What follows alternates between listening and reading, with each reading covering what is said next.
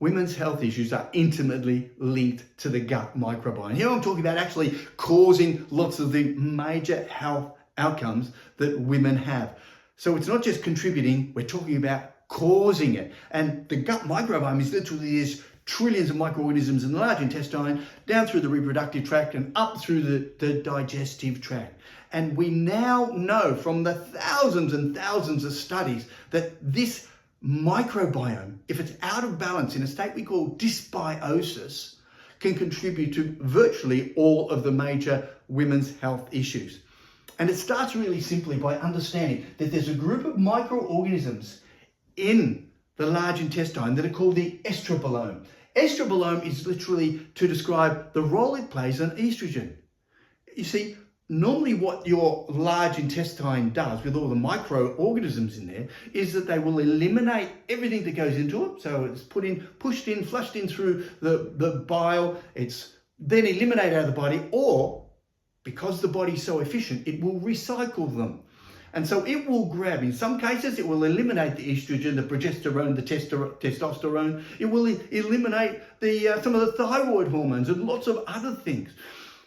But if it's getting the wrong messages, and it's the wrong type of bacteria that are causing these incorrect messages to be sent, if these incorrect messages are being sent, the estrobleme then starts to recycle too much estrogen, too much of the thyroid hormones, or not enough of the thyroid hormones. And so it's putting it all out of balance. Now, this estrobleme and the microbiome, this is just one of the parts. There are dozens of ways that literally the microorganisms in the large intestine can influence women's health. This is just the major one linking with estrogen. And I want to highlight, first of all, that if you understand this, then there are some really simple strategies that I'll talk about at the end that can make a big difference to making sure that it's balanced now and reversing many of these conditions. And of course, I've covered a lot of this in some of the videos I've already done on some of the women's health issues.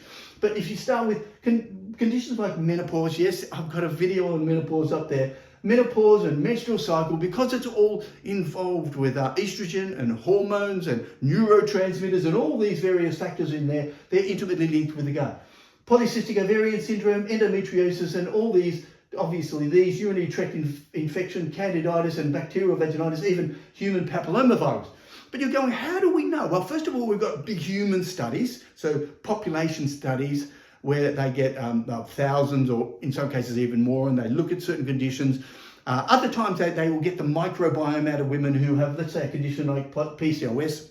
I'll give this as an example. They'll get the microbiome from the women who have PCOS, polycystic ovarian syndrome, and they'll compare it to women who don't. And they find that the ones who have PCOS have an imbalance, a dysbiosis. And that imbalance, there's usually 2 or 3 or 4, up to about 8 or so of the major groups in there that are out of balance. And what they're doing is recycling what they shouldn't and eliminating what they shouldn't. They've got it out of balance. And we see this. Now, how do we know that occurs? That's the first thing with the women, but then they do the studies, other studies, and then finally they get down to kind of the definitive study. And this is where they do what's called a fecal microbiome transplant. Or in the case of bacterial vaginitis and candidiasis UTI, they do transplants of microorganisms, vagina microorganisms, and uterine microorganisms to do the testing. But in the case of PCOS, what they've done is they get mice, a group of mice who don't have PCOS, and rats. It's done multiple times, and they get these mice who don't have any of these conditions, and then they get mice who have PCOS. And yes, they can induce PCOS in mice, so they know how to cause it. And they'll get some women who have PCOS, and they'll get a sample of those mice who have PCOS. They'll put it into the mice who don't, and the mice who don't have PCOS will develop, PCOS. So we know it's the microorganisms in the feces of the mice who have PCOS that cause it in the mice who have never had it before. And similarly, when they take the feces from women who have PCOS and put it in the mice or the rats who have it, we can't put it in women, and we're not allowed to do those testings for obvious reasons. They put it in the mice or the mice develop PCOS. So it's very definitive that the microorganisms from the gut and the metabolites that the microorganisms are producing from the gut are what's causing PCOS and endometriosis. Now, these ones are a little bit more obvious, but again, research is done where they've taken the gut microbiome, so large intestinal microbiome from women who have, let's say, candidiasis, and they put it in the mice, and the mice develop candidiasis. So the studies are very, very clear on all of these. Now, then it comes to all of the reproductive outcomes. Now, obviously, if there's progesterone, estrogen, testosterone, and all the thyroid hormones, as well as the neurotransmitters that are going, shooting up via the nervous system up to the brain and so on, then reproduction is obviously easily influenced, strongly influenced by the gut microbiome. Fertility, there's a lot of studies out there, many studies showing infertility linked with dysbiosis and improved fertility outcomes by simply changing the gut microbiome. And these have been done, studies have been done with the fecal microbiome transplant. So to increase the fertility of mice that are infertile, that they will simply do the fecal microbiome transplant. I've already talked about many times. Pregnancy and pregnancy outcomes are all influenced by the gut microbiome. Now, this may be a little bit hard to believe, but if you understand this and you follow it through, do your own homework. Check up a couple of the links I've got from the studies below if you've got a little bit of a science background, and do your own research, and you'll see that there are ample studies now showing these. So preeclampsia, they can induce preeclampsia in mice by simply taking the microbiome from women who have preeclampsia, injecting in, and those women develop as a result of a microbiome transplant and the metabolites in there. The same with gestational diabetes, even preterm infants. We know that women who have preterm infants literally have their own form of dysbiosis, which is linked to causation of this condition, and infant health. But it's not just infant health, and I wrote an article on this back in 2003, and it was highlighting the link, but literally the link between the gut microbiome and allergies and allergic conditions, right through from peanut allergies to asthma and rhinitis and all those other conditions out there. So this has been well established for 20 or 30 years in a lot of cases. But the research also shows that it's not just in terms of the infant, but it's also the teenager health, adult health, and even as we age. So what's critical here is to get it right. By the way, the message is, if we didn't get it right at the beginning, we can still fortunately alter it by following some of the strategies I'm going to tell you that are cost effective, cheap. And so what we've got here, all of these conditions are linked with the gut microbiome, the gut causing these conditions. Now, is it the only cause of these conditions? Probably not, but is it a major cause? Yes, it is. And therefore, we can actually take steps to alleviate that. The gut microbiome is also intimately linked in all of these conditions here. Autoimmune conditions without a doubt whatsoever. Thyroid conditions, autoimmune thyroid conditions, thyroiditis, Hashimoto's condition. You can imagine that if the thyroid hormones and these other chemical messages are being recycled at too much a level or not enough level, then it can all go skew-if. Now, what's the medical model's treatment of it? Well, let's put some in or take some out, rather than dealing with the cause, which is the gut microbiome.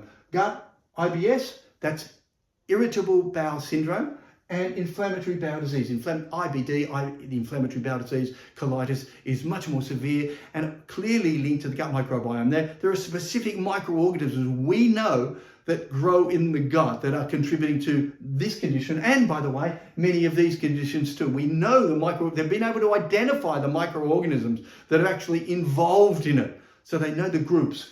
And then you've got osteoporosis, and yes, I have another video on osteoporosis and the gut, because the gut drives it. It's the major, single most important driver. And you go, but isn't exercise important? Yeah, but exercise influences the gut to produce some of the chemicals which help the calcium be put on the bone or taken off by the osteoblasts and what's called the osteoclasts. And so without doubt, then you've got all the mental health issues, and everybody knows about the gut-brain axis. Well, let me tell you, it's the gut-women's health axis. But in the gut mental health axis, in the gut-brain axis, it's really talking about increased anxiety, depression, postpartum depression, are all linked with the gut. And again, yes, they've done fecal microbiome transplants for postpartum depression and found that swapping over the microbiome can cause postpartum depression and remove it from the mice. Wow, this is pretty interesting, isn't it? Fascinating. The great thing is, with all of these conditions, the vast majority, 90% of the strategies are going to be pretty well the same. So we're working on a really simple strategy to start to fix the gut. Then you've got overactive bladder and daily urinary urgency, which are often outcomes of giving birth. These have been linked. They've done the overactive bladder, they've done the fecal transplants on those ones too. And then we've got finally reproductive cancers, breast, cervical, ovarian, uterine. All of these conditions are linked to the gut. So what we need to do is understand why, how, and some of the simple mechanisms and strategies that you can implement to make a big difference in your gut health. With all these impacts the gut has on women's health, it's also important to understand that the female gut, the women's gut microbiome, is actually different to men's, enough to make it significant and of course contribute to lots of those issues. Hence why it's so important to understand just a little bit more about it.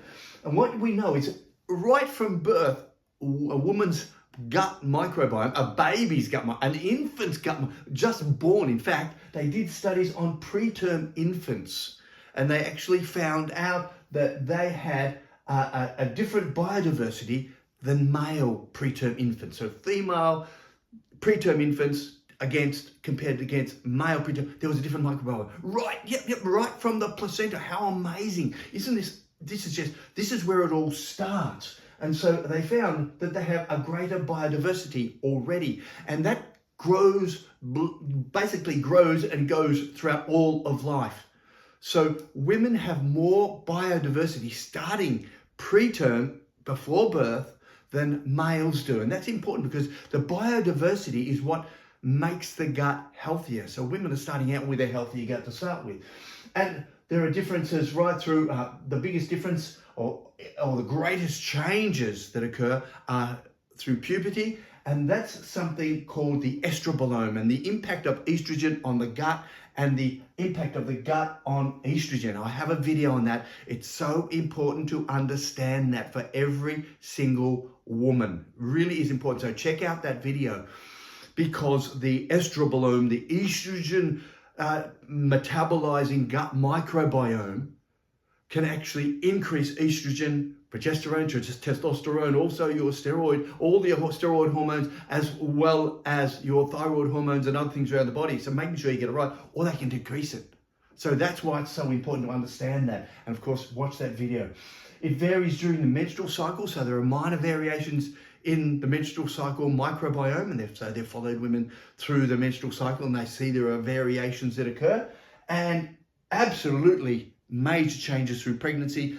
And that shows, again, back to the estrogen, the role the hormones like estrogen, progesterone, as well as other factors in there, can literally alter the gut microbiome during pregnancy. And it is so important to understand that the gut microbiome, as I've already highlighted in the little section earlier, that the gut microbiome can play a major role in pregnancy, in healthy birth, in avoiding lots of those birthing related issues, preeclampsia and so on. Menopause happens again, and there's video on menopause. So if you're getting onto your late 30s, early 40s, and you're thinking about it, check it out already, because it has a big impact. And it's after menopause that the gut microbiome becomes a little bit more like the male. The biodiversity decreases, and it becomes a little bit more male-like in terms of the biodiversity. So very interesting how that happens.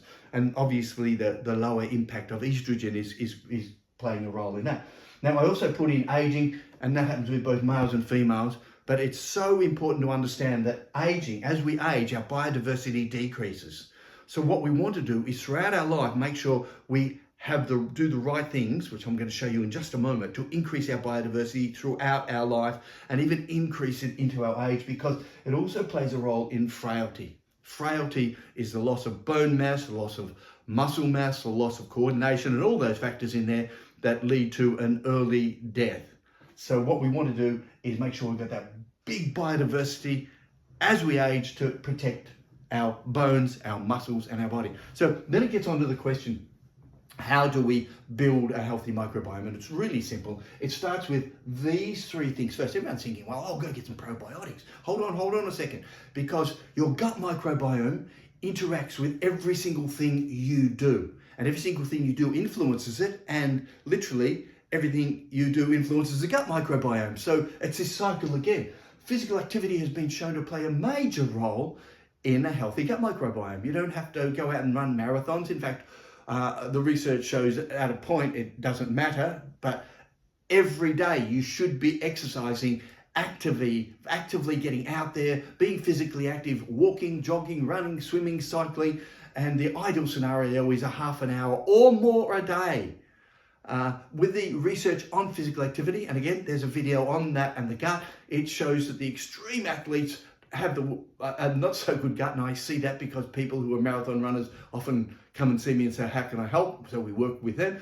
But we know that the best football players actually have, the fittest football players have the best gut microbiome. That's as long as they don't do all the nasty and naughty things too. So physical activity is really, really important. A healthy environment, that's all around us. Getting rid of lots of those toxins out there, the sprays and all those chemicals that you've been brainwashed to use. Everything that goes into the washing of the dishes, the washing of the clothes, all those things. Have a look at them, reassess them, and look for more environmentally / you friendlier, gut friendlier products. Make sure you've got a healthy environment. And that also is really about your mental attitude too. Getting rid of managing stress and reducing the impact of stress and that negative attitude. Again, there's this vicious cycle that stress creates an unhealthy microbiome then feeds the stress. On the other side of that, changing your attitude and becoming a lot more mentally aware of what you're doing and conscious of how you're actually going to improve your life, and managing stress and so on has that positive feedback to fix the gut, and the gut then feeds back onto that. So it's a loop that goes around, positive or negative. Lots of positive things you can do. Again, lots of information on my YouTube channels. Then we've got diet, and everyone's been saying, well, what do we do? The first and foremost thing, before you get on and start dishing out money for probiotics, make sure you've got a healthy diet. Now, the healthiest one is called the Mediterranean. That's not pasta and pizza and all that. That's just having lots of, as I've summarized down here, lots of fruit, nuts, veggies, herbs, spices, and a little bit of meat, but none of the preserved meat. So get onto the healthy Mediterranean diet. Lots of olive oil. You'll see that in just a moment. And then we look at the gut foods. This is where we start building it up. And without any doubt, there is K-fiber. K-fiber is a total gut food. It's not just literally a fiber. It is a total gut food that feeds the whole of the gut microbiome, all the way up, all the way across, and all the way down the large intestine. Now, I will declare I have a vested interest in this. No, I don't. If you buy 100 packets, I probably get 1 cent. That's a vested interest, because I trust and believe the company so much, I actually invested. I'm a very, very minor shareholder. Yes, I bought some shares. So the message is, though, I bought the shares because I love the product. There is nothing like it out there in terms of feeding the whole gut. And there is so much good information that they're researching, putting out, because they're science-based. That's what I love about it. And it shows how good it is for the gut. Lots of other fibers, and a lot of people say, but I take psyllium fiber. I'm not a fan of psyllium. Psyllium fiber will give you a burst of good, healthy gut here, but not around all the way. And that's what K-fiber does. It actually gives you what's called butyrate. I mentioned it already, the healthy metabolism all the way along the gut. And lots of the gut's issues actually occur in the second part of the gut. So we want to reach there. Psyllium, okay, but mix it with lots of other fibers that you're going to add in. So the greater the diversity of fibers, the greater diversity of food, which I'll show you, is better. So then it comes to fruit, veggies, which are rich in fiber, as well as all the other nutrients that the gut needs. It doesn't just need fiber, but fiber is the key. It just needs lots of fruit and vegetables, without any doubt. More fruit, more vegetables. There is no way. So, by the way, we find that a teaspoon or so of K-fiber is classified literally the equivalent of a serve of veggies. And the great thing is you can hide it in the kids' foods, which I do all the time for my grandkids. Fruits and veggies, nuts and seeds. There are people out there saying, don't eat nuts because they've got oxalates and phytates and so on. Those people are stupid, naive, ignorant and dangerous.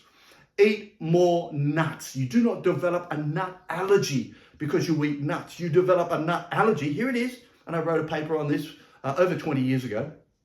You develop a nut allergy by not introducing small amounts of food into the gut microbiome of infants to build up the microbiome that eat that food. Yes. So if you want to avoid peanut allergy, you feed your child a little bit at the age of 1 or 2. And this is what they tell you now at all the major hospitals around the world. At 1 or 2, you start feeding them a very small amount of peanut, just a little bit. And that goes to feed the gut microbiome that eat and feed off the peanuts. A small amount will feed a lot of bacteria, a couple of billion, so to speak. So a little bit of peanut will feed the gut microbiome of the infant. They then build up that species and the variety, and then you feed it a bit more and a bit more, and then you feed the greatest diversity of foods. The problem we have is that we're feeding people a McDonald's food, and that's creating one small group of microbiome, very low biodiversity. What we want, lots and lots of little bits right from the start with infants, the greatest possible variation of healthy foods. So the nuts, the seeds, the veggies, all those, these are superfoods. By the way, ladies, there's lots of evidence in terms of women's health conditions and the benefits of nuts and seeds, and I'll post up some of that as well. Herbs and spices are the forgotten ones. If you come from an English descendancy, you've probably lost the ability to use herbs and spices. Well, regain it. We need more. All of the major cultures, healthy cultures around the world, use lots of herbs and spices, lots of herbs and spices. And of course, you've heard of curcumin, turmeric, and so on, and ginger and garlic and all those things. And we go overboard on it now because they actually feed the gut microbiome. All of those work, they're magic, because the gut microbiome converts them into the magical components that then help the body. So again, everything you eat feeds the gut, and the gut then feeds the gut microbiome, then feeds you, the best part of it. So herbs and spices. Extra virgin olive oil feeds the gut. Wow. Hold on. It's been shown to help live longer. Yeah, wow. That's fascinating. But they all feed the gut. Fish, without any doubt, increasing your fish. Now, I should suggest here smaller fish. And this is great because most people like the smaller fish anyway. Shark is at the top of the food chain, tends to have more mercury in it. So we go for the smaller the fish. I like sardines, so I'll stick to those little ones down there. Then we've got fermented foods. These are all your kombuchas and drinks that you see coming up, and your yogurts, your kefir. They're all great. They're just a part of the solution. They're not the solution. Don't think one thing here is it all has to work together. And then you get on to probiotics. So you're taking probiotics and not having all of those fibers and nutrients in there. Your gut needs vitamins and minerals just like you. It needs literally the olive oil and the vitamin D. It needs all those things in the gut to actually flourish. So what you want to do is make sure you feed them, then you start to take probiotics. If you're having probiotics and you're saying they're not working, maybe you're not feeding the probiotics as you're consuming them as well. And that's why you have this healthy diet first, and then supplements like vitamin C, E, and omega-3 fatty acids. These are the fish oils. These have repeatedly been shown. Again, there's a lot more information on my other videos about how to build a healthy gut microbiome and look after your health in general. But these are the top 3 that show up repeatedly in terms of helping build a gut microbiome, a healthy microbiome.